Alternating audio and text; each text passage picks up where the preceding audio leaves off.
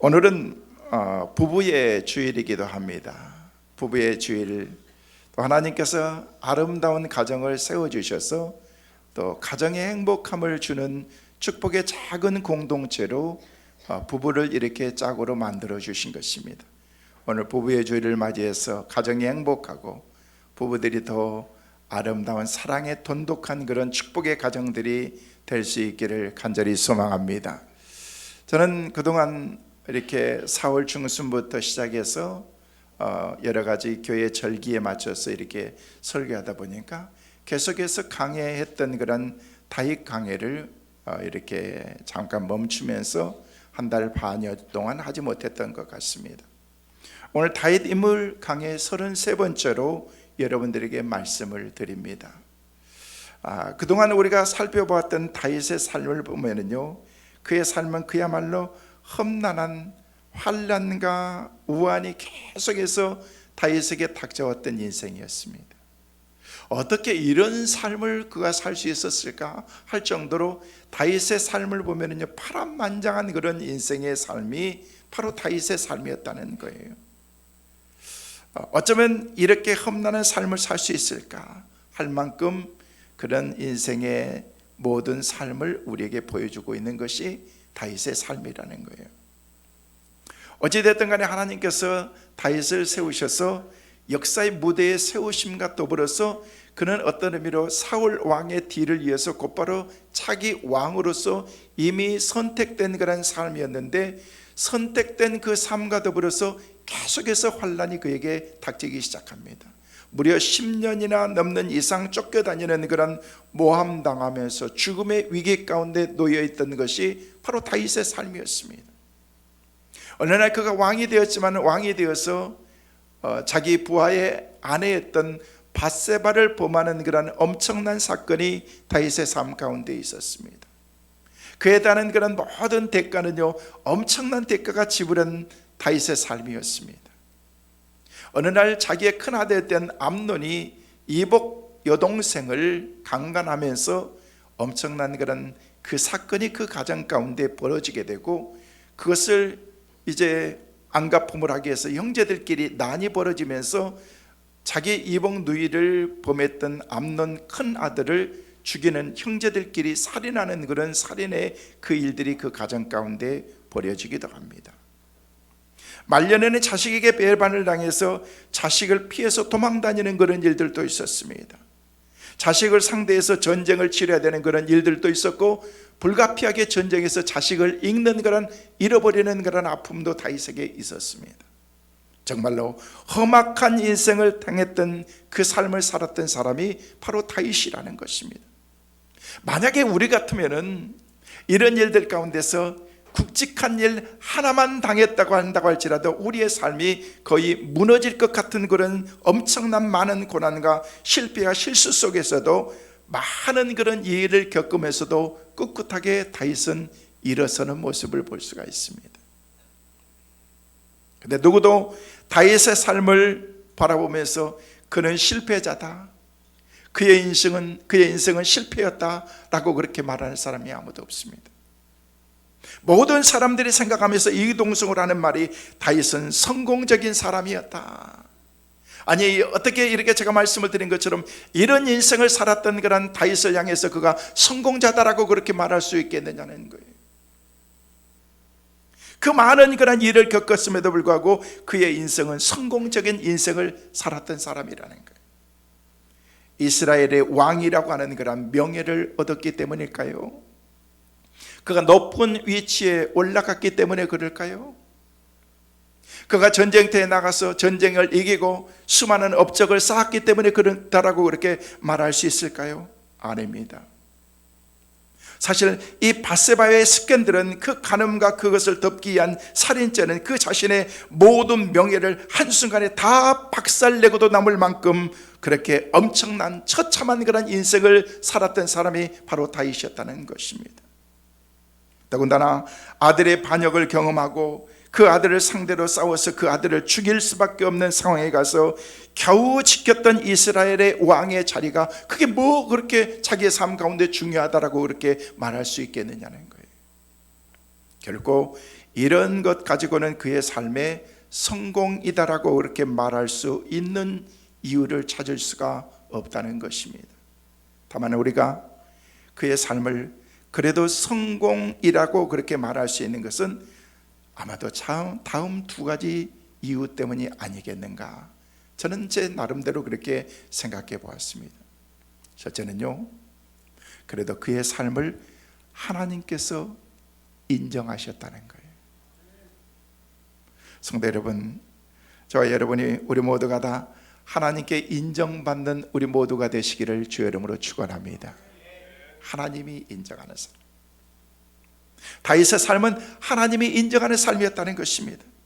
그래서 사도행전 13장 22절의 말씀 보니까 바울이 설교하면서 이런 말을 하고 있습니다. 뭐라고 말씀하고 있습니까? 함께 보실까요? 패하시고 다윗을 왕으로 세우시고 증언하여 이르시되 내가 이새의 아들 다윗을 만나니 내 마음에 맞는 사람이라 내 뜻을 다 이루리라 하시더니, 하나님께서 다윗을 보시면서 이런 파란만장한 실패자의 인생을 살았던 다윗을 향해서 이는 내 마음에 맞는 사람이다, 내 뜻을 다윗을 통해서 내가 이루리라라고 그렇게 말씀하신다는 거예요. 하나님께서 그렇게 인물을 못 찾으시는 것인가? 이 땅에 그렇게 많은 사람들 가운데서 인물이 없는 것인가?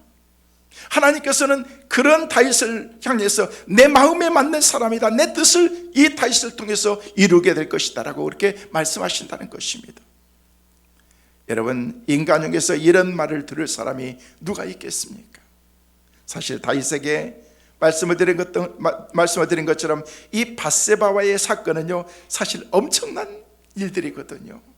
그것 때문에 사람들의 마음을 다 빼앗아 그냥 다 잃어버렸습니다. 자식들의 마음도 다 떠났습니다. 모든 사람들이 다윗을 향하는 그런 이미지가 한순간에 다 깨져버린 것입니다. 그 삶에 대한 평가는 다 한순간에 모든 것이 다 바뀌어버리고 말았습니다. 하지만 하나님은 여전히 그가 하나님 앞에 바로 섰고 어떤 상황과 환경 가운데서도 믿음으로 철저하게 하나님 중심으로 살았던 그런 다윗의 중심을 하나님은 보신 것입니다.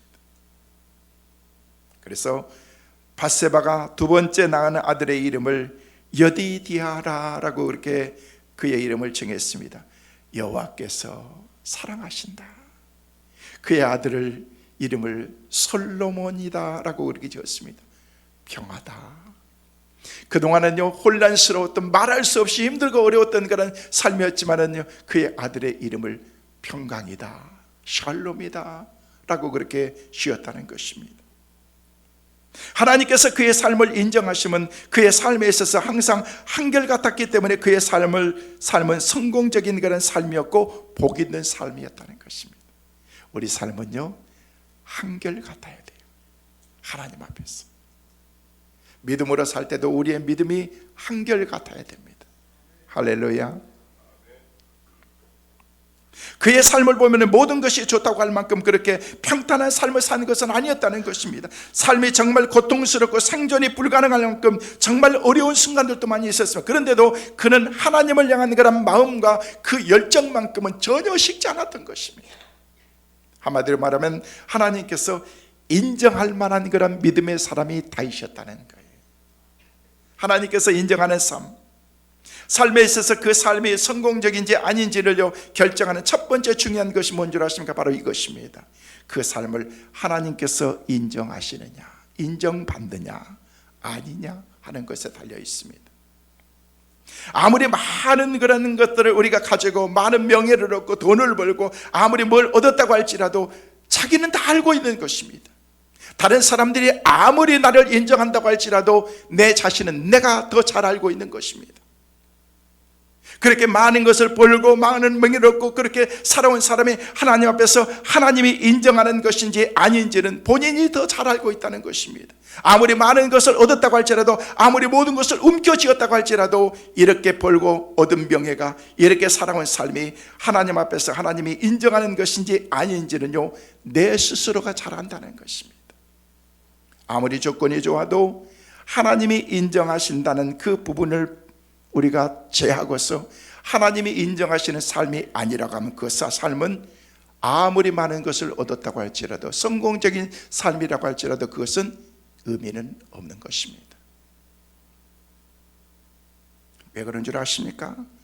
다 얻은 것 같고 다 쥐은 것 같고 다 가지고 있는 것 같지만, 그러나 한 가지가 정말 중요한 것이 빠져 있기 때문에 그런 것입니다.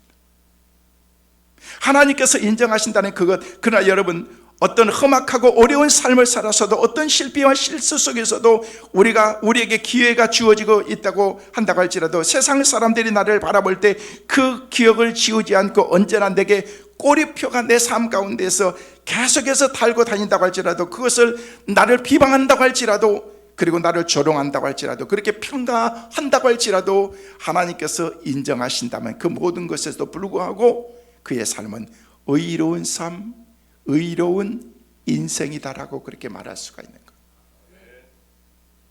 그런 의미에서 오늘 예배에 참석하신 여러분, 이 말씀을 듣고 있는 여러분의 삶 가운데 여러분의 삶이 의로운 삶, 하나님이 인정할 만한 그런 믿음의 삶이 꼭 되시기를 다시 한번 주의 이름으로 축원합니다.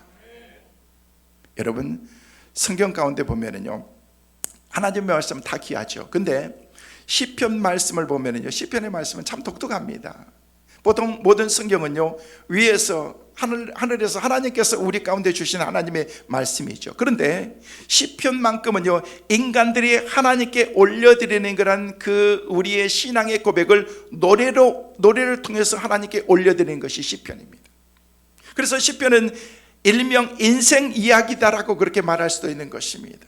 거기에는요, 인생이 다 들어가 있습니다. 우리 삶의, 사람들의 삶의 모든 것들이 그 안에 다 담겨져 있습니다. 그런데 시편 1편부터 보면, 말씀 보면은요, 기가 막힌 그런 우리 인간사의 삶, 우리 그 삶의 그 신앙의 고백들이 그 안에 다 담겨져 있다는 것입니다. 근데 시편 전체의 말씀을 통해서 가장 요약이 된 것이 시편 1편의 말씀입니다. 시편을 시작하면서 1편은 우리에게 뭐라고 시작합니까? 복 있는 사람은, 과연 복 있는 사람이 어떤 사람이냐는 거예요. 자, 오늘 말씀을 듣고 있는 여러분이 복 있는 사람인 줄로 믿습니다. 복 있는 사람들 되시기를 주의 이름으로 축원합니다. 복 있는 사람은 악인의 길을 쫓지 아니하고 죄인의 길을 서지 아니하고 오만한 자의 자리에 앉지 아니하고 쭉쭉쭉쭉 얘기하면서 6절 말씀에 가면서 우리에게 뭐라고 말씀하고 있습니까? 같이 한번 보실까요? 같이 읽습니다. 시작. 무릇 의인의 길은 여호와께서 인정하시나 악인들의 길은 망하리로다. 다시 말해서 하나님께서 인정하는 사람은 어떤 사람이냐면요, 복 있는 사람인데 그 사람들이 어떤 사람이냐? 의인의 삶을 사는 사람들이라는 거예요. 그래서 시편의 기자는 우리에게 그렇게 말씀하면서 시편 전체, 성경 전체를 통해서 하나님께서 우리 가운데 주신 복음을 통해서 우리에게 주시고자 하는 메시지는 뭐냐면요, 하나님이 인정하는 사람이라는 것입니다. 다윗은 어떤 사람이에요? 하나님이 인정했다는 거예요. 하나님이 그를 인정해, 다른 것 없습니다. 다윗의 삶이 그 많은 격동과 어려움을 겪었지만 그럼에도 불구하고 여전히 그의 삶이 성공적이라고 말할 수밖에 없는 것은 하나님이 그를 인정해. 사람들은 뭐라고 얘기한다고 할지라도, 내 주위의 모든 사람들이 다 떠났다고 할지라도, 자녀들이 우리 아버지는 저 정도밖에 되지 않았냐라고 그렇게 생각한다고 할지라도 하나님이 그를 인정했다는 거예요. 성공적인 삶이라는 거예요. 사랑하는 성도 여러분, 하나님께 인정받는 저와 여러분 되시기를 다시 한번 주의 이름으로 축원합니다. 그리고 다윗의 삶을 성공적이라고 부를 수밖에 없는 또 다른 이유는요, 그 옆에 그와 함께하는 사람들이 그에게 있었다는 거예요. 나와 더불어서 같이 하는 사람. 여러분, 누군가가 나와 함께한다는 거, 그 정말 소중한 것입니다. 여러분 주위에 있는 그런 좋은 사람들 관계를 소홀하게 여기지 마세요. 한 사람 한 사람이 너무너무 귀한 거예요. 늘 여러분에게 말씀을 드리는 거죠. 여러분의 친구가 누구냐는 거예요. 친구 얘기해 보세요. 내 가장 친한 친구 몇 명? 내 사랑하는 남편이나 내 아내에게도 말할 수 없는 그것까지도 내가 말할 수 있는 진짜 찐 친구가 내가 몇 명이나 있느냐는 거예요. 여러분, 그런 사람을 둔 사람은 인생의 성공자라고 말할 수가 있습니다. 내 주위에 누가 있는가? 하나님께서 처음 인간을 만드시고 이미 하나님께서 하신 말씀은요, 사람이 혼자 있는 것이 좋지 못하니, 독처하는 것이 좋지 못하니 내가 너에게 돕는 배필 짝을 내가 만들어줄 것이다 라고 하나님이 우리에게 말씀하셨습니다. 그리고 짝을 만들어주신 것이죠. 여러분, 이 말씀의 뜻은 제 아무리 훌륭한 물질적인 경제적인 조건을 다 갖추고 있는 사람이라고 할지라도 정말 대단한 것은 대단한 것을 얻고 움켜쥐고 있다고 할지라도 그 주변에 사람이 없으면, 자기 혼자밖에 없다면, 혼자 있는 것과 같은 느낌 속에 내가 사로잡혀 있다면요, 그 사람은 인생은 쓸쓸함밖에 없는 거예요. 쓸쓸할 수밖에 없어요. 여러분, 사람이 독주하는 것이 좋지 못하니 라고 그렇게 말씀하시면서 하나님께서 우리에게 짝을 주신 거예요. 그래서 부부를 하나님께서 짝으로 만들어 주신, 남편을 주시고 아내를 주시고. 내 주위에는 이제는 남편도 없고 아내도 없는데 걱정하지 마세요. 여러분, 우리의 영원한 신랑은 예수님이시잖아요.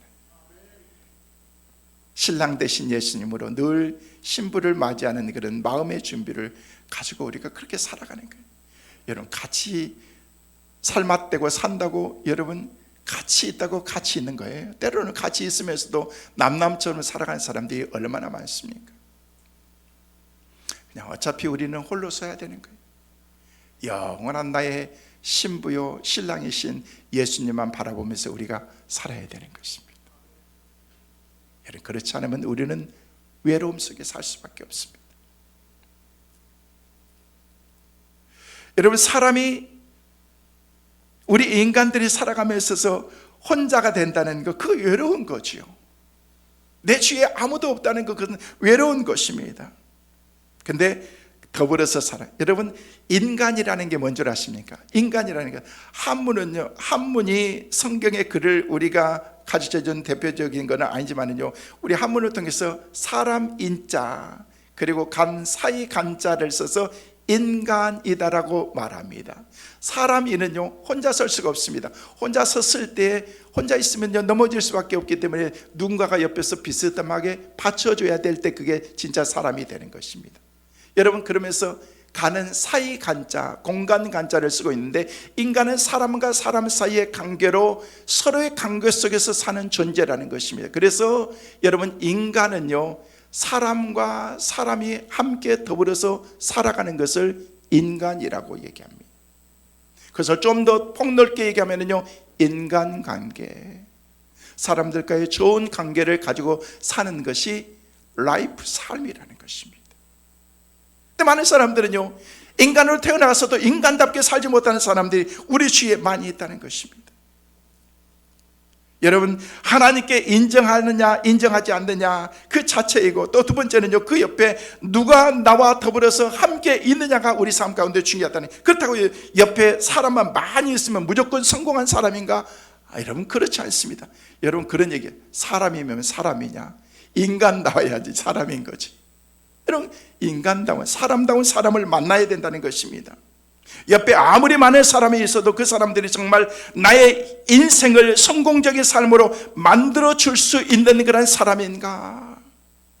어떤 경우 같은 집에 함께 거하는 경우도 있습니다. 그렇다고 해서 여러분, 그 사람들이 동거한다고 해서 모든 사람들이 다 나의 인생의 성공을 위해서 더불어서 같이 살아가는 사람들은 아니라는 것입니다. 성도 여러분, 같이 일하는 동업, 물론 돈을 벌고 그럴 수 있지만요, 그 동업이 때로는요 그 삶 가운데서 아름다움을 다 깨고 망가뜨리는 그런 일들도 있습니다.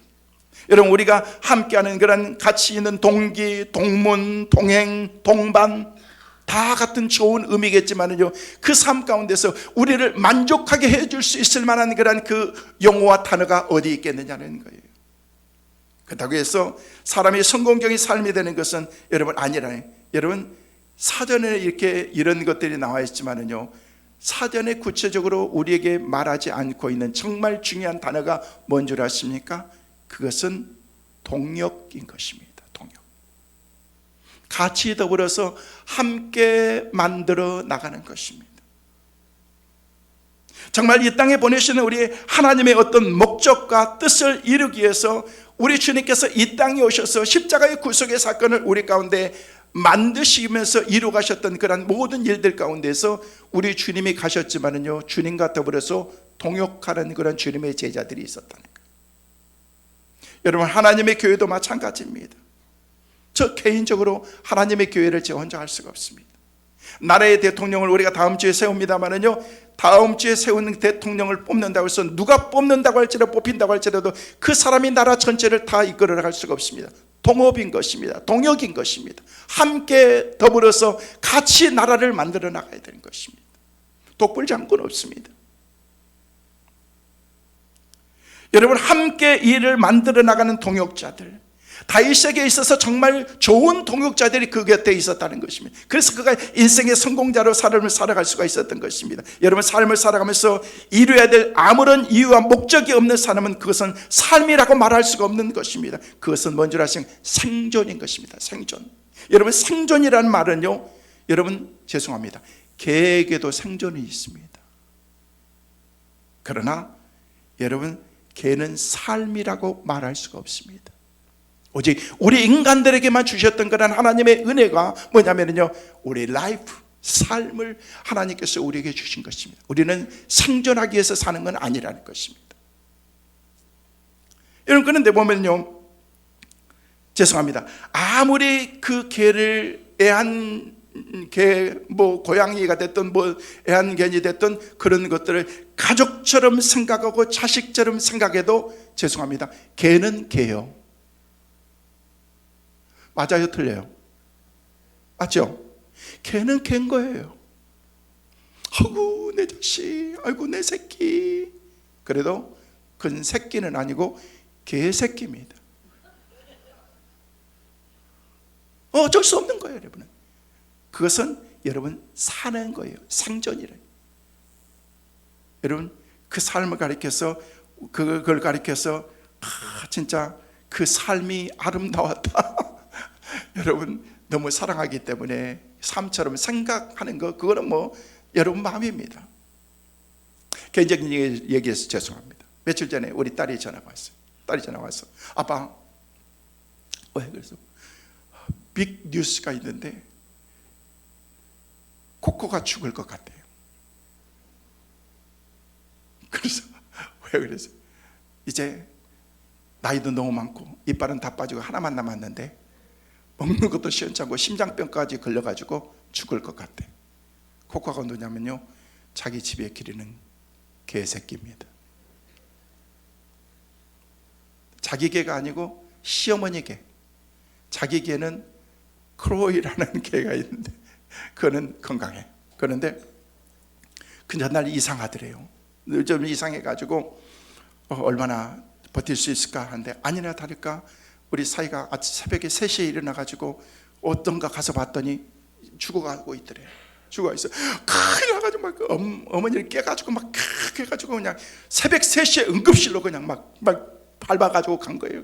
가가지고 막 전화하면서 응급실 막 의사들 해가지고 심장병 담당자, 응급실 담당자 해가지고 이렇게 했는데 가니까 새벽 3시에 잠결에 가족이 다 깨가지고 시아버지도 일어나고 우리 딸도 일어나가지고 이제 가니까 이제 벌벌 떠다 죽어가니까 이제 무지개 나라 잘 가라고, 그래 고마웠다 그동안 잘 가라 하면서 인사를 했대요. 인사를 하고서 눈물이 막 나가지고 그렇게 울었대요. 그래가지고 근데 아침에 이제 학교 가려고 출근하려고 그러는데 갑자기 이렇게 오는데 그 죽어가는 개를 살려가지고 오더래. 응급실 가가지고 4,000불이 들었대.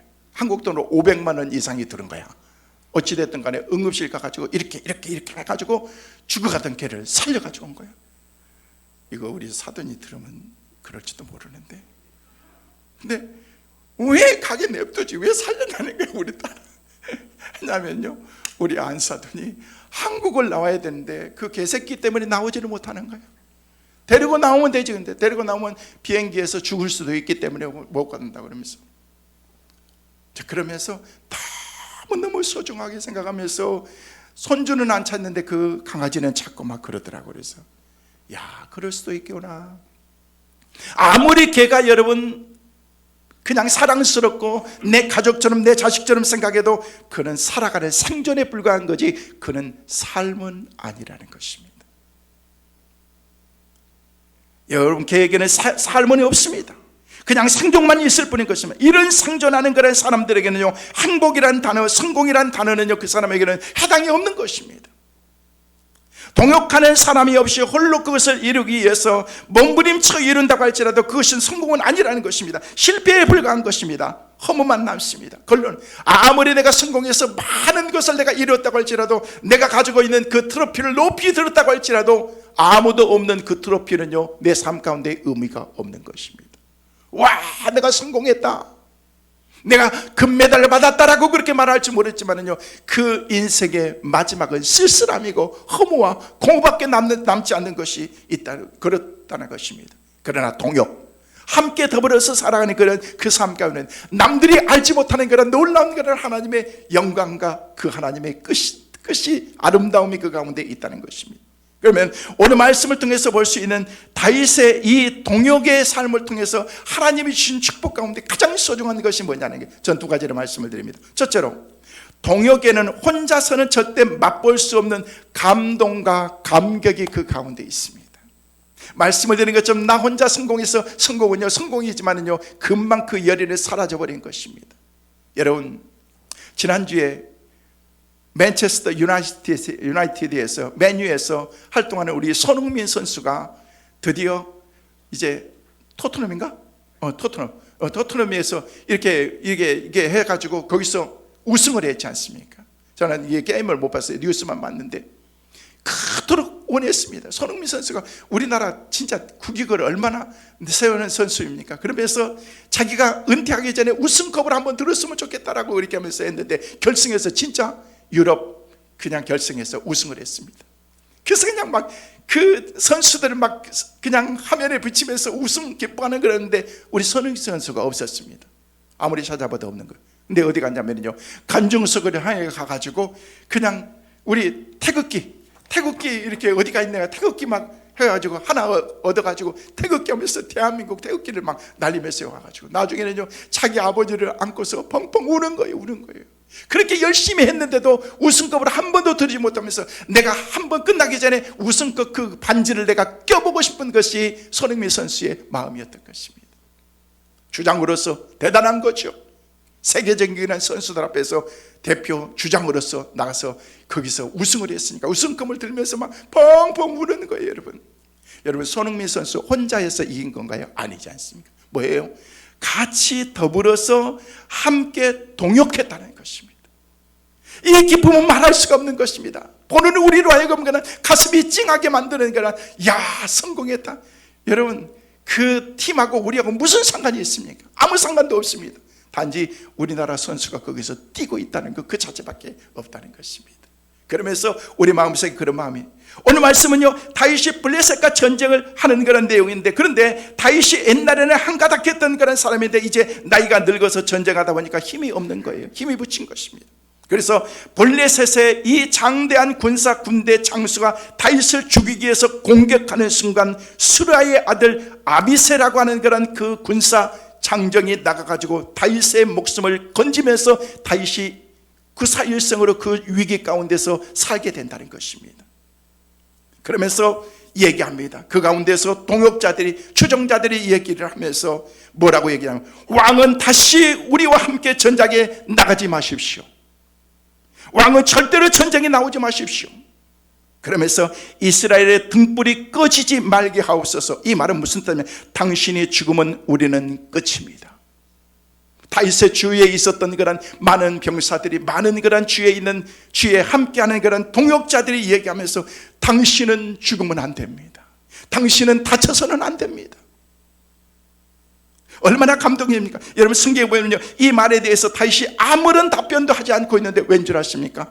제가 생각할 때 성경에 나와 있지 않지만 그가 감동해서, 감격해서 그 울먹이면서 말 한마디도 못했을 것입니다. 한마디도 나오지 않습니다. 당신이 없으면 어떨까? 우리가 그동안 싸웠던 그런 삶의 목적이 없습니다. 우리가 살아가는 삶의 목적을 우리는 다 잃어버리게 될 것입니다. 당신은 우리의 지주입니다. 당신은 우리의 영원한 군주이십니다. 주군이십니다.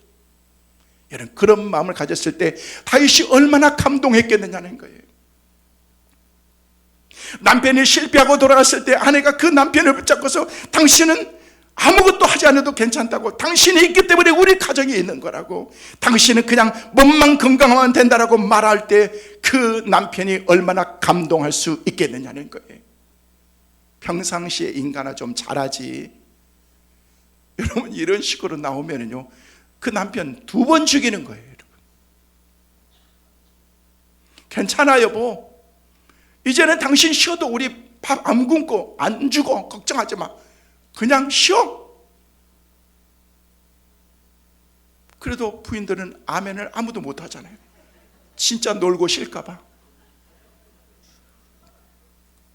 아내가 힘들고 어려울 때 그때 아내를 붙들고서 당신은 건강하기만 하면 돼, 살아있기만 하면 돼, 아무것도 하지 않아도 괜찮아.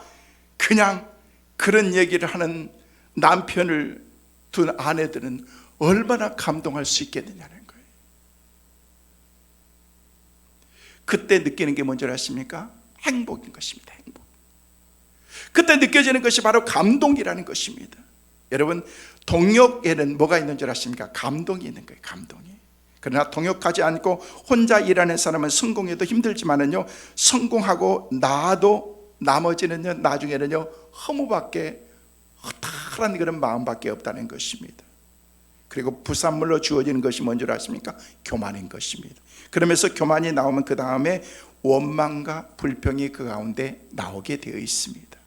나 혼자만 허리가 휘도록 빠지도록 일했는데 당신은 한 게 뭐냐라고 그렇게 말하면, 내 가정에서 나 혼자만 일하고 있다고 생각하는 사람 동역의 관점으로 보지 않고, 남자들은 밖에 나가서 하루 종일 일하고 오는데 저녁에 들어오니까 부인이 집에 청소도 안 해놓고 제대로 밥도 안 해놓고 그냥 어떤 부인들은 그냥 잠자고 있고 그런다든지 그러면은요 남편들이 그러니까 나 혼자만 쎄빠지게 일하고 우리 집에서 나는 머슴이다라고. 여러분 부인들은 노는 줄 아십니까? 부인들도 할 일이 너무 많아요. 여자들 그래 안 그래요? 맞죠? 바꿔서 한번 해봐. 집에서 설거지하고 청소하고 표시도 안 나요. 맨날 하는 것이기 때문에. 여러분 표시 나요 안 나요? 안 나요. 저도 한 번씩 해봐도 안 나.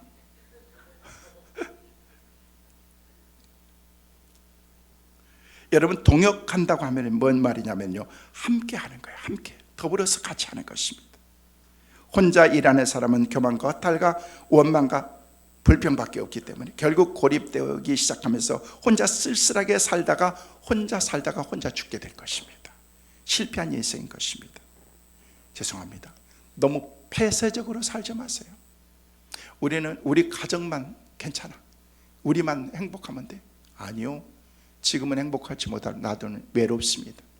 더불어서 살아가세요. 주위에 사람들이 여러분 끌어야 돼요. 여러분 집도 오픈하고 그냥 차도 한 잔씩 마시면서 너무 그렇게 폐쇄적으로 삶을 살지 말라는 거예요.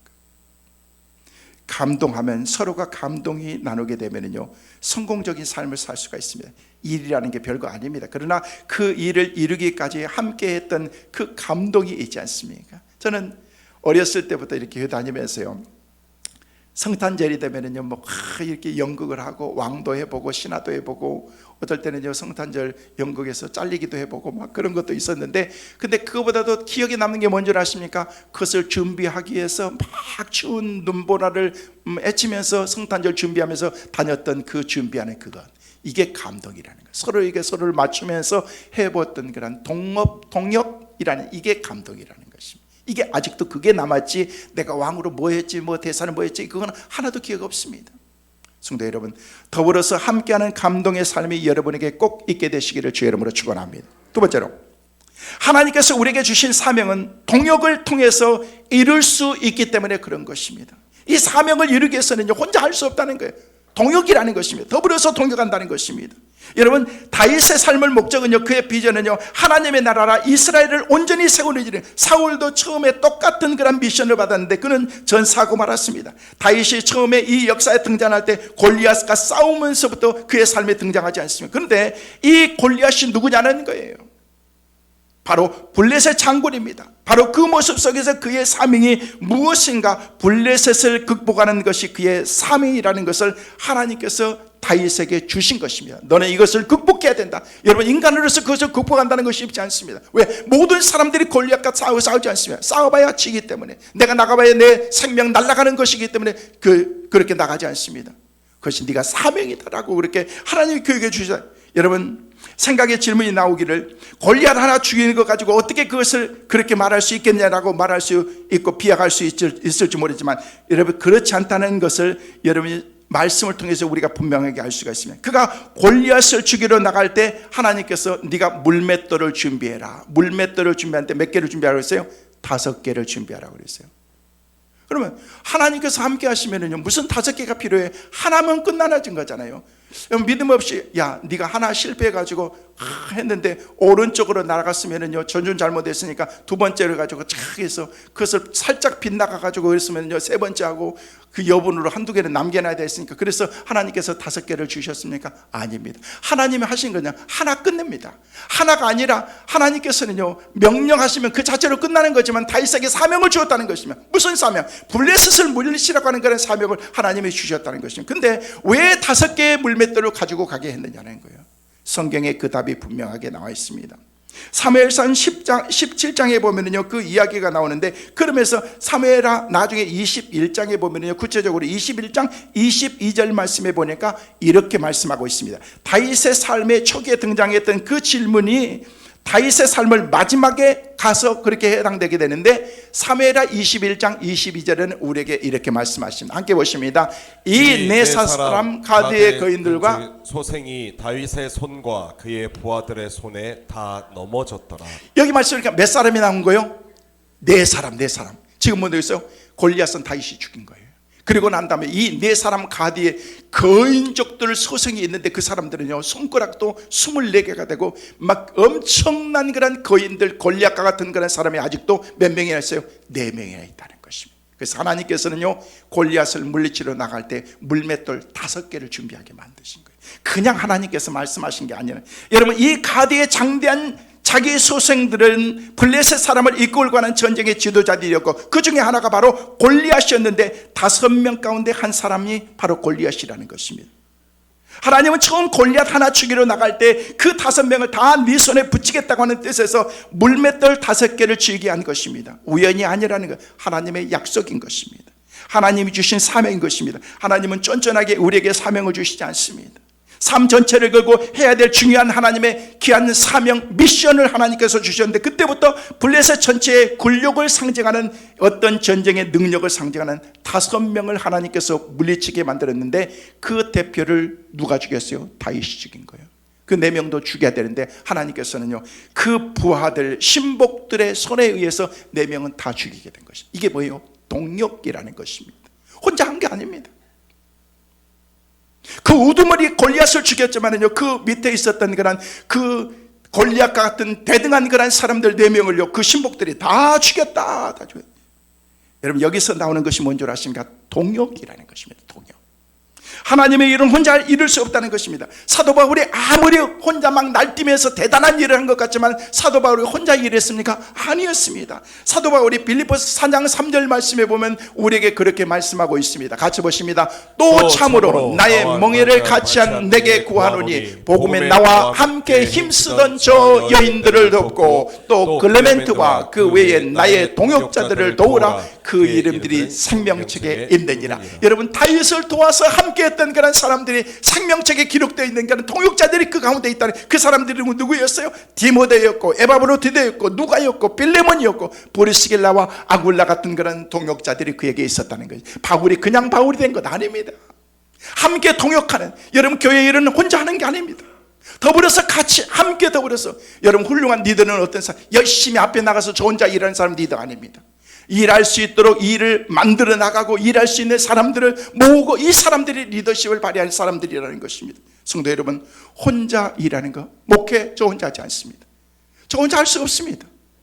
지금도 아래층에서는 사역자들이 일하고 있고, 그냥 저 위층에서도 사역하고 있고, 우리 사역자들, 제가 그 비어있는 시간들이 얼마나 많습니까? 근데도 우리 부목사님들, 교회 사무실에서 목자들, 교회 일꾼들, 장로님들 열심히 자기의 맡은 그 일들을 통해서 뭐 하는 거예요? 동역하는 것입니다. 그래서 제가 없는 그런 그 모든 사역의 빈틈 가운데서도 같이 맥가하면서 그래서 하나님의 일들을 이렇게 해나간다는 것입니다. 여러분은 지금 성공적인 인생을 살고 있습니까? 아니면 실패적인 인생을 내가 살고 있습니까? 내 스스로 내가 한번 정죄해 봐야 되는 것입니다. 그렇다면 내가 정말 중요한 것은 내가 만일 목적이 어디 있는가를 알아야 된다는 것입니다. 두 가지 잣대를 대십시오. 그 목적을 위해서 일하는 것이 하나님께서 나를 인정하고 있는 것인가?